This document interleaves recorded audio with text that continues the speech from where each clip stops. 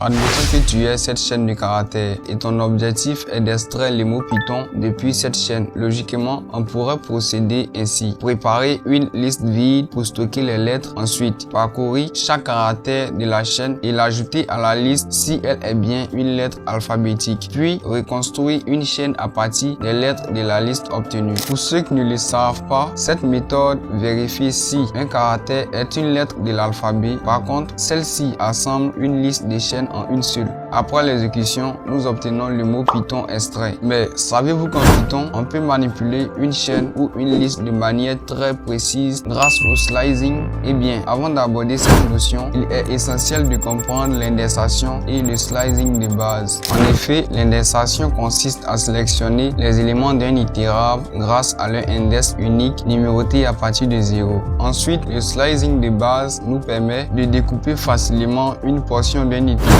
à travers.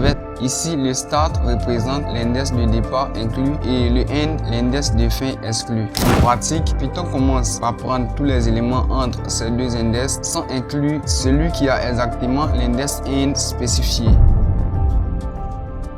Maintenant, nous voulons extraire le mot Python depuis la variable test en une seule ligne. Pour cela, on ajoute un step à la syntaxe précédente, ce qui donne. Cette notation permet de sauter des éléments d'un itérable selon la valeur définie par le step et elle peut se traduire par ce code. En outre, Python commence à l'index 0, ensuite à l'index 2, puis à l'index 4 et ainsi de suite. Donc, la boucle s'arrête automatiquement lorsque l'index suivant dépasse la longueur de la chaîne.